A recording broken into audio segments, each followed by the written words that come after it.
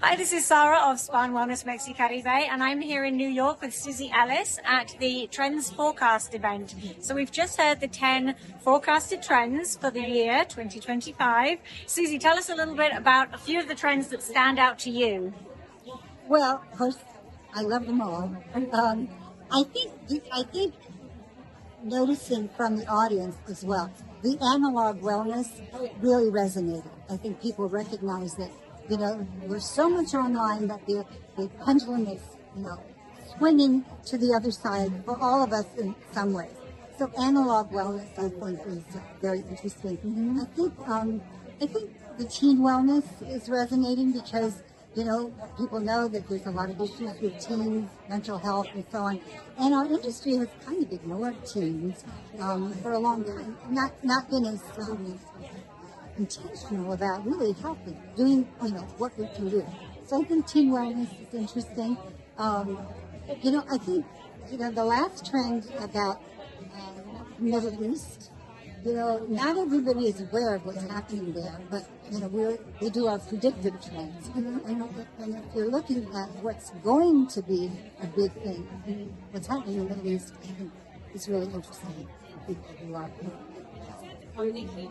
thinking and looking ahead in the world. Definitely. And so exciting that we'll be in Abu Dhabi later this year. Yes, I actually used to live in Dubai for 5 years, many years ago, so I'm excited to go to that part of the world again. I actually found the augmented biology trend really interesting as well.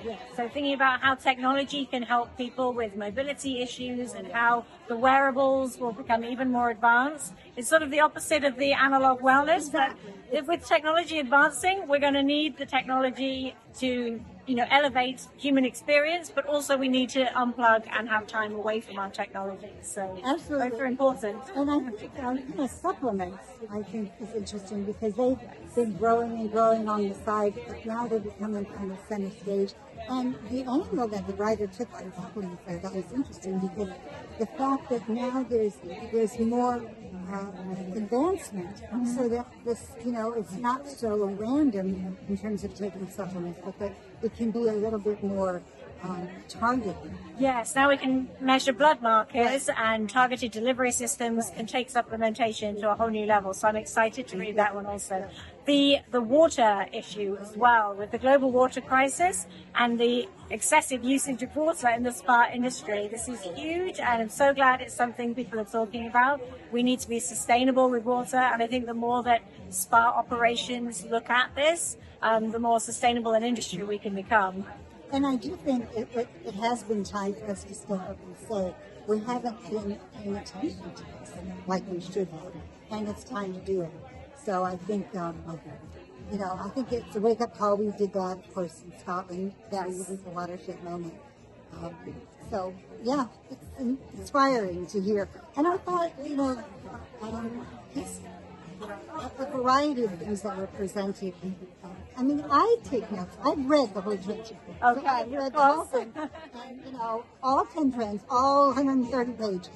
But I learned because, there's discussion and Yes, we also had an interesting discussion afterwards, talking about the democratization of wellness and how bringing affordable spa treatments and wellness experiences to people so that it's not always in the luxury setting and costing hundreds of dollars. So that's also an important topic of conversation. Yes, and that came up with a question, and then also with Ryan from Spencer, who's opened an affordable spa in New York for, I guess it's not just for young people, but I'm assuming it will attract a lot of young people like you.